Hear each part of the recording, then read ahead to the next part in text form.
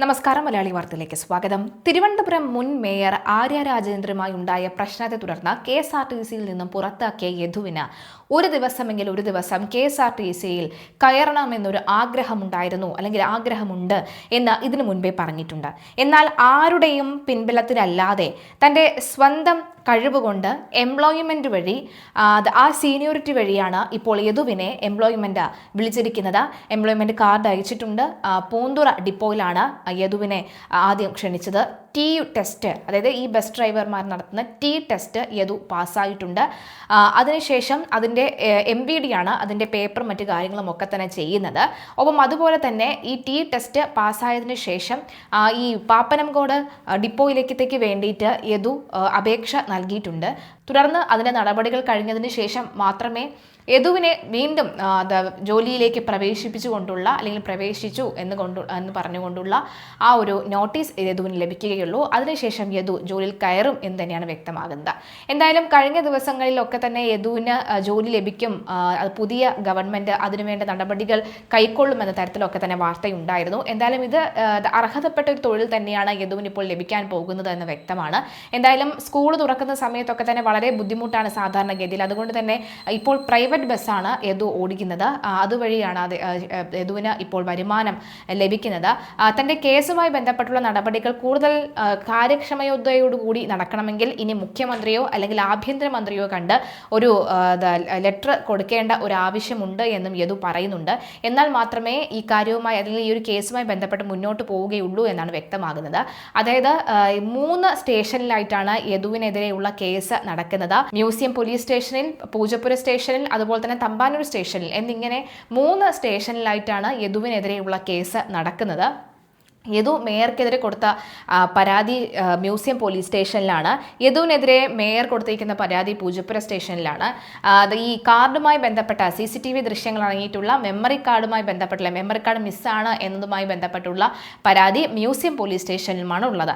എന്തായാലും ഈ പരാതികളെല്ലാം തന്നെ ക്രോഡീകരിച്ച് ഈ ഒരു കേസ് മുന്നോട്ട് കൊണ്ടുപോയി അതിൻ്റെ നിജസ്ഥിതി എന്താണ് എന്ന് മനസ്സിലാക്കണം എന്നാണ് യദുവിൻ്റെ ആവശ്യം. എന്തായാലും യദുവിന് ജോലി ഉടൻ തന്നെ ലഭിക്കും. അടുത്ത മാസത്തോടു കൂടിയൊക്കെ തന്നെ യദുവിന് ജോലി ലഭിക്കുമെന്നാണ് വ്യക്തമാകുന്നത്.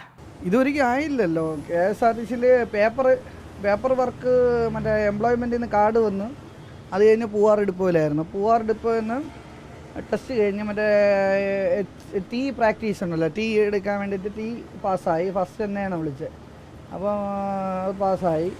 അത് കഴിഞ്ഞിട്ട് ഇത് എംപ്ലോയ്മെൻറ്റിൽ നിന്ന് ഇത് MVD ആണ് ചെക്ക് ചെയ്തിട്ട് ഇവർ നേരെ എംപ്ലോയ്മെൻറ്റ് ഓഫീസിൽ കൊടുക്കും. അവിടെ ഇന്ന് KSRTCക്ക് പേപ്പർ വരും. അതിൽ ലിസ്റ്റാക്കിയിട്ട് ഏത് ഡിപ്പോ എന്നുള്ളത് അറിയാൻ പറ്റും. ഞാൻ പാപ്പനംകോട് ഡിപ്പോയാണ് ചോദിച്ചിരിക്കുന്നത്. KSRTCയുടെ വളയം പിടിക്കാൻ മറ്റേ ജോലി എല്ലാവരും വിചാരിച്ചിരിക്കുന്ന മറ്റേ ജോലി കേസൊക്കെ കോംപ്രമൈസായി മറ്റേ ജോലി കിട്ടി എന്നാണ്. പക്ഷേ അതല്ല, ഇത് എംപ്ലോയ്മെൻറ്റിൽ നിന്ന് നമ്മുടെ സീനിയോറിറ്റി ലിസ്റ്റിൽ വന്നതാണ്. അത് ഒരു ദിവസം ഓടിക്കണമെന്ന് ആഗ്രഹമുണ്ട്. അതിങ്ങനെ നമ്മുടെ കഴിവുകൊണ്ട് തന്നെ കിട്ടിയത് വളരെ നന്ദിയുണ്ട്, ദൈവത്തിന് നന്ദിയുണ്ടെന്ന് പറഞ്ഞ പോലെ. എൻ്റെ കൂടെ ജനങ്ങളെയും എന്നെ സപ്പോർട്ട് ചെയ്യുന്ന ഈ ആൾക്കാർക്കും ഭയങ്കര ഇതാണ്. 2-3 ആൾക്കാർ പറഞ്ഞു, നീ കയറണം, ഉറപ്പായിട്ട് കയറണം, നിൻ്റെ കൂടെ നമ്മളുണ്ട് എന്ന് പറഞ്ഞിട്ടുണ്ട്. ആൾക്കാരെല്ലാം സപ്പോർട്ടാണ്.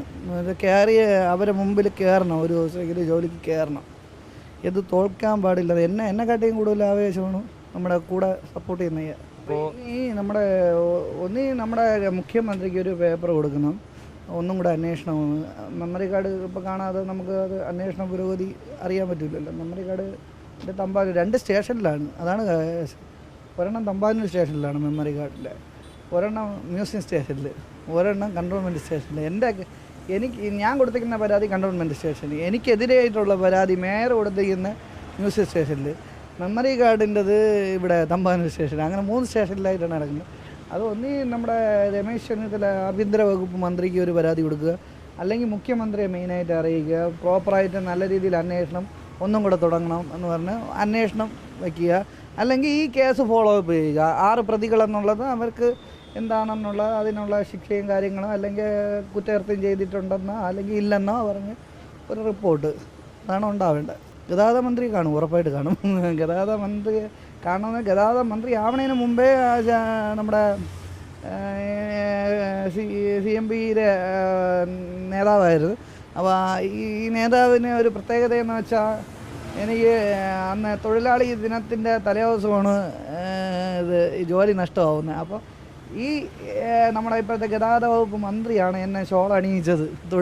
തൊഴിലാളി ദിനത്തിൻ്റെ അന്ന് തന്നെ ഒരു തൊഴിലാളിക്ക് ജോലി നഷ്ടപ്പെട്ടു എന്നും പറഞ്ഞുകൊണ്ട് എനിക്ക് ഷോൾ അണിയിച്ച CP ജോൺ. അപ്പോൾ കാണണം, ഉറപ്പായിട്ടും ഗതാഗത വകുപ്പ് മന്ത്രി എന്തായാലും ഉറപ്പായിട്ട് കാണണം, ഒരു തവണ പോയി കാണണം.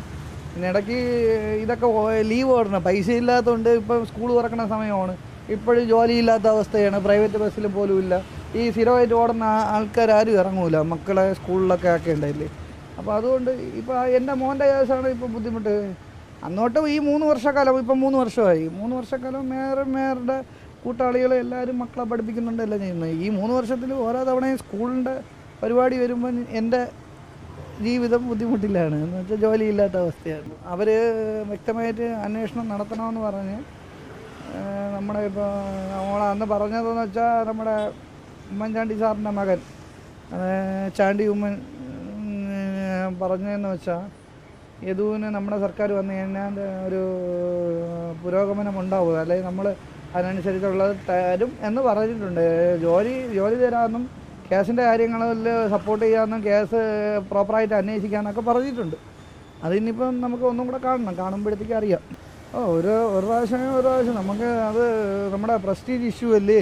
നമ്മളെന്തോ കാണിച്ചു എന്ന് പറഞ്ഞത് ഇതേപോലെ ഒരു ഗ്ലാസ് ബോഡി വണ്ടി, ഇതിലാണെങ്കിൽ കൈയെങ്കിലും ഇവിടെ ഇടാം. മറ്റേ വണ്ടിയുടെ ഈ സീറ്റ് വരുന്നത് ഇതിൻ്റെ പുറകിലോട്ടാണ്, കൈ ഇട്ടാലും ഇങ്ങോട്ട് ഇടാൻ പറ്റില്ല, ഇവിടെ ഇടാൻ പറ്റില്ല, ഡോർ അങ്ങ് ഫ്രണ്ടിലോട്ടാണ്. ഇതിലാണെങ്കിൽ പിന്നെ ഈ കൈ ആണെങ്കിൽ കാണിക്കാമെന്ന് പറയാം. അപ്പോൾ വേണ്ടാത്ത കാര്യങ്ങൾ പറഞ്ഞ ദൈവം ഉണ്ടല്ലോ, കർമ്മഫലം എന്ന് പറയുന്നത് ഉണ്ടാവും.